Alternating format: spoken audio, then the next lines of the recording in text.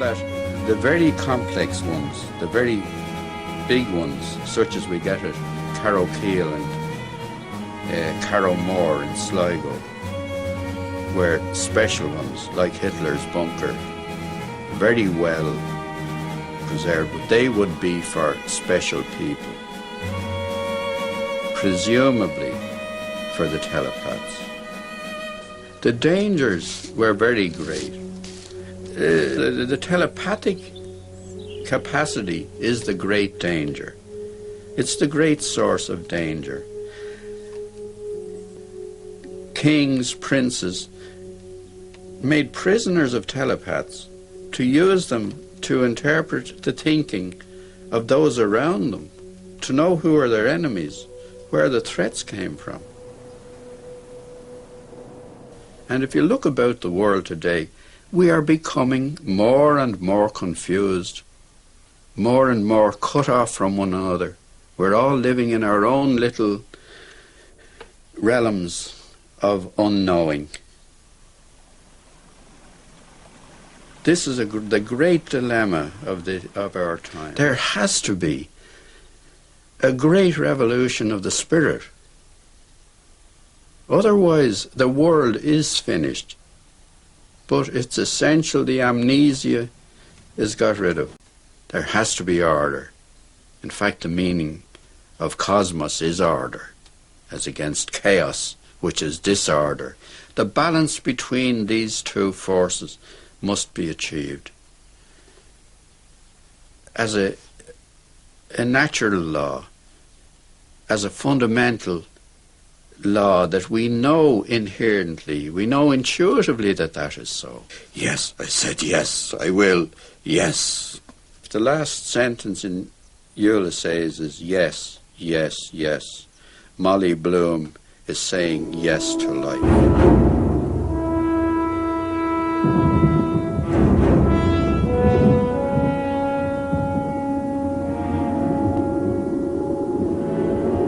It was originally the task of each member of the order to be a compendium of all knowledge, all known knowledge. That was the reason for the long term of training. If humanity was totally wiped out, except for one individual, he should be capable of re-establishing everything from his own resources. Ben McBrady. His friends call him the Druid. Many of his ancestors were Druids, but at the same time belonged to a secret order, of which Ben may be the last member. Unfortunately, the two other members of his triad, Milo and Casimir, died unexpectedly. So now, Ben is alone. Since he has had no contact with the Order for many years now, he believes that no other members are alive today. Ben's story could be the final chapter in a long and fascinating history. With Ben McBrady, a tradition which has existed for 3,000 years may disappear.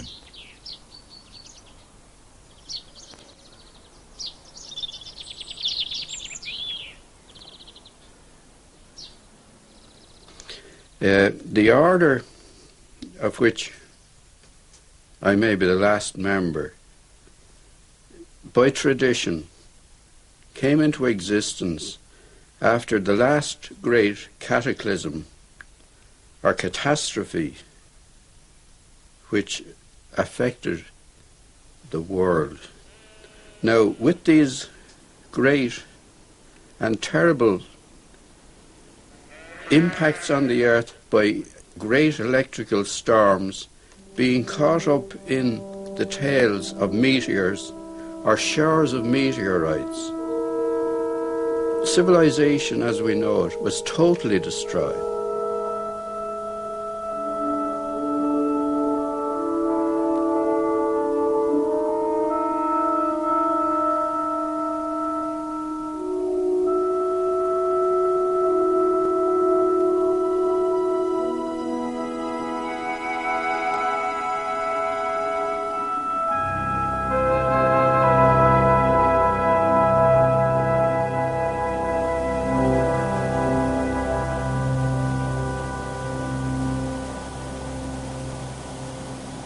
all knowledge came within the ambit of the order, but they were particularly concerned with astronomy because they had experienced so many very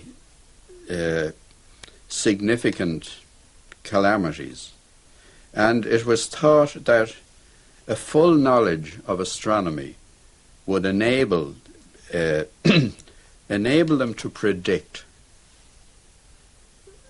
conditions when these calamities were likely to take place and take some kind of action to protect themselves.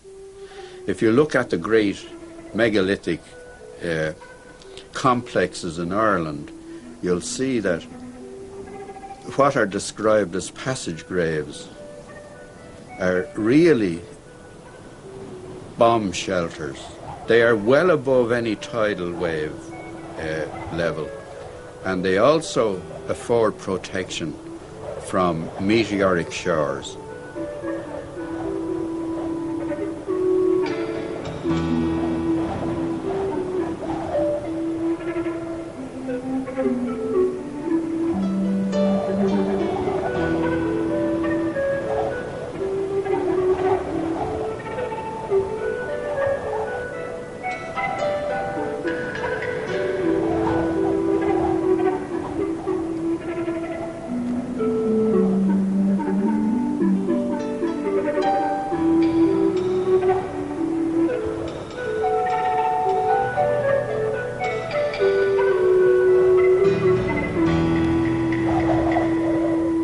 These shelters from aerial bombardment are very common, and they're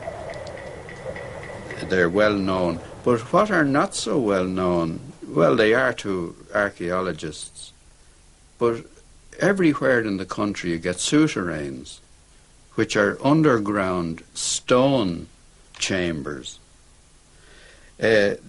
The archaeologists say, without any evidence, that they were stores for grain, mainly. But no grain remains have been found in any of the souterrains of significance, which would indicate that that was their primary function. They also served as shelters. They would shelter from outside conditions, and most of them would be well above sea level too, but not as high as the great megalithic ones. It would seem that the very complex ones, the very big ones, such as we get at Carrowkeel and Carrowmore in Sligo, were special ones, like Hitler's bunker, very well preserved, but they would be for special people, presumably for the telepaths. Every great civilization has a record of a period of a golden age when there was no war, no dispute, no lying. And this was attributed to the fact that language had not been discovered, and the telepathic function was the principal means of communication. Now, in relation to the order, those of the few isolated settlements which survived on the European coastline discovered that some retained the telepathic power, but most of them, because of the terrible traumas and trials they had undergone, had lost it. These isolated groups then began to migrate east, and in so doing they had to, in their isolation, develop languages as a means of communication. It does explain why disparate groups scattered all over the earth today have languages with no connection, languages which arose spontaneously. But over and above this, psychics in every community retained a telepathic capacity.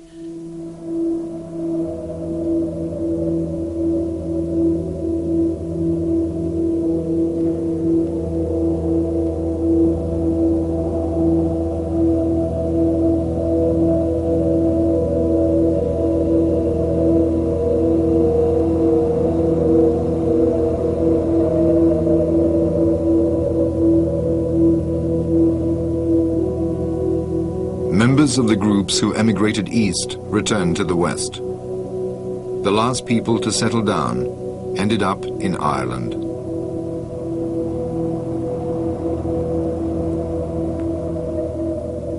By then, the remaining telepaths had formed a secret order.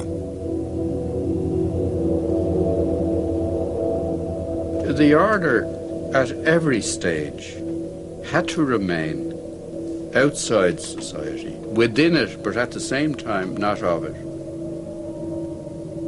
A secret order. Secrecy is not something which we think a good thing, but it is essential for survival.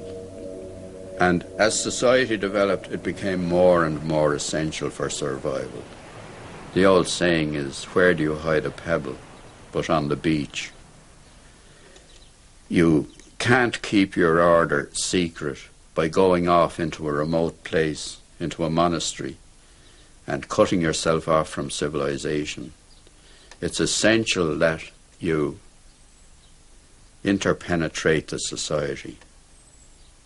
Not for any purpose of power, which is the usual aim of most secret societies, but for your own protection. And a secondary function, as far as I can see, from my knowledge of the history of the order, they tried at every stage of history to influence for the good the way history was developing. And their peculiar faculties gave them the capacity to do so. So they may have saved a few bad calamities in that fashion, that social calamities. The dangers were very great. The telepathic capacity is the great danger. It's the great source of danger. Kings, princes, made prisoners of telepaths to use them to interpret the thinking of those around them, to know who are their enemies, where the threats came from.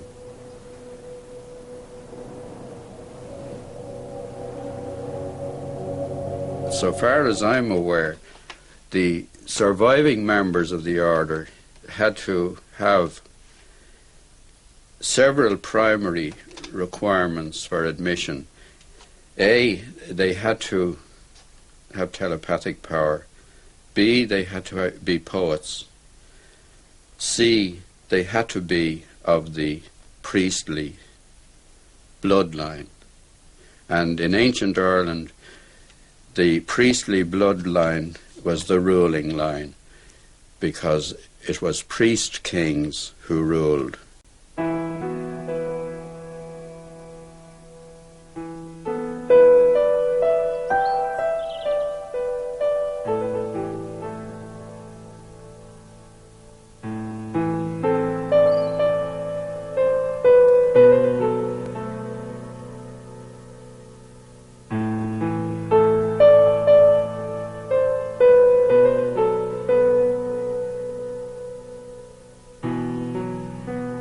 It was originally the task of each member of the order to be a compendium of all knowledge, all known knowledge. That was the reason for the long term of training.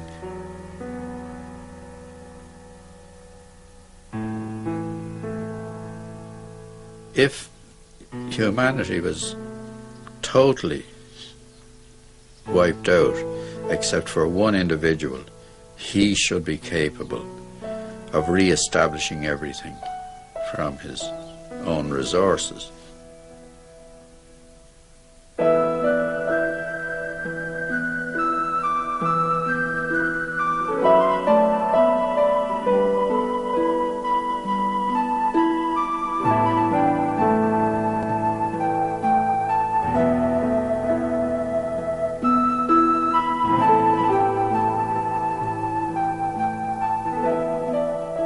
Now, because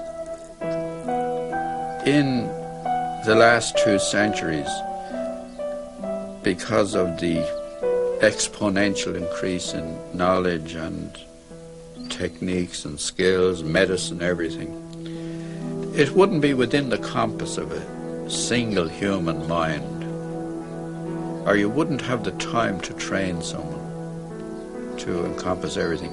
The system of triads was developed, whereby 3 were brought together.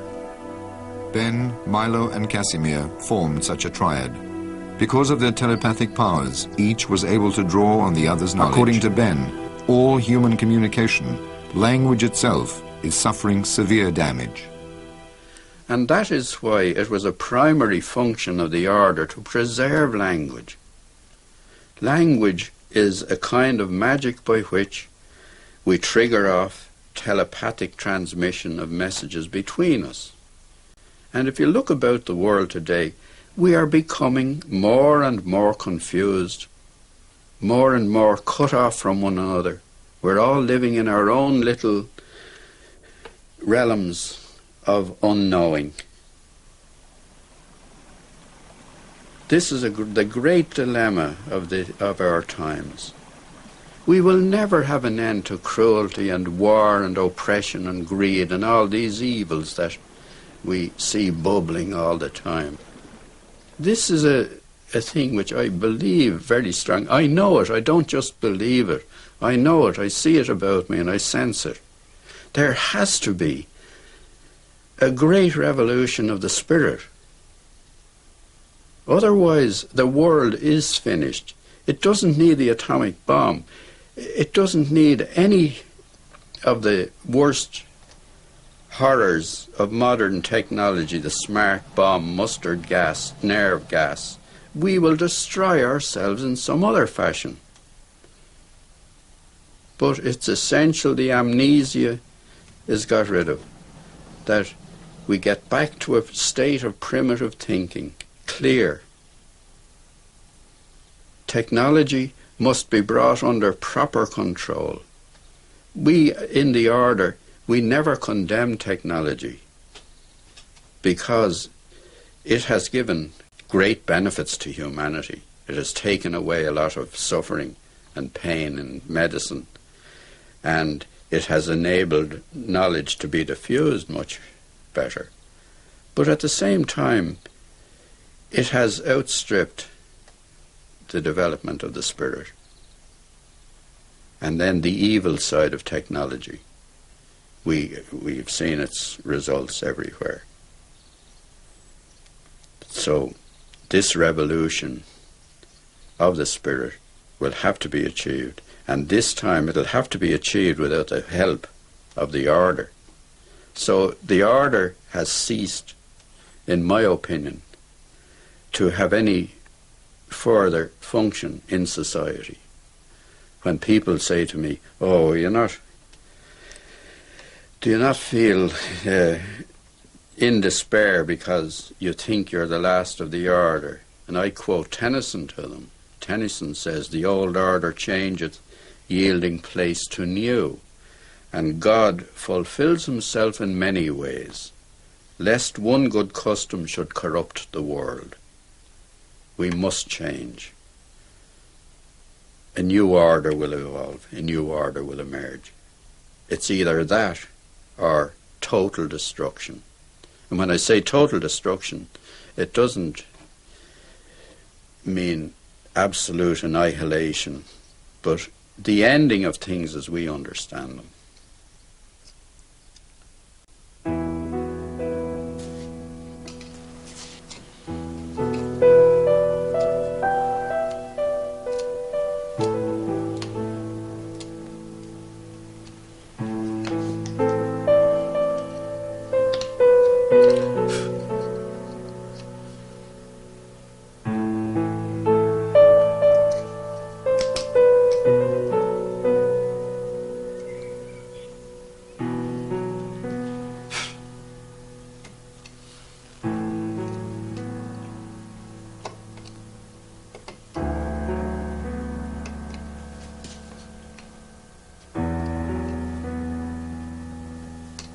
the fundamental training of the order was to achieve balance, not to discard new knowledge, not to discard old knowledge. Keep a balance between them.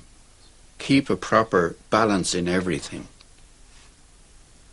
That faculty has been disturbed. Order depends on a balance of forces. You can't have a cosmos designed by an idiot. There has to be order. In fact, the meaning of cosmos is order, as against chaos, which is disorder. The balance between these two forces must be achieved. As a natural law, as a fundamental law that we know inherently, we know intuitively that that is so. I've been told this very often, and I said it myself, that if you had scoured the world for the most unsuitable candidate to be a member of the order, I was that person. So far as my mental attitudes and general disposition are concerned, that I always had within me A, an inborn skepticism, and B, a sense of the ludicrous, which made me look on all rituals and practices as being games playing, and a carryover of other childish attitudes into adult life. I enjoyed it and still do.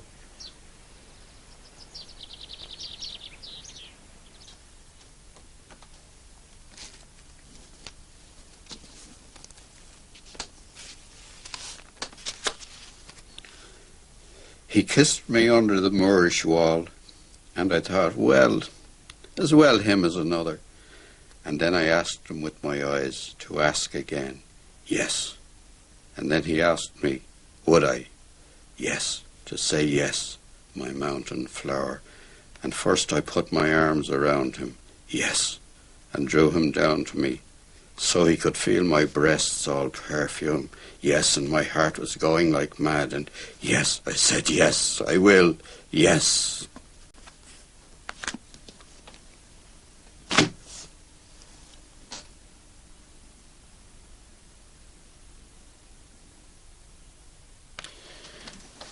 The way I look at life is what distinguishes, say, great writers like Joyce from others is that they are yea-sayers to life. The last sentence in Ulysses is yes, yes, yes. Molly Bloom is saying yes to life. So I was taught that lesson, that we must say yes to life. We must take the positive. The other side lies death and destruction, which is created by us. We can create death. We can't create life.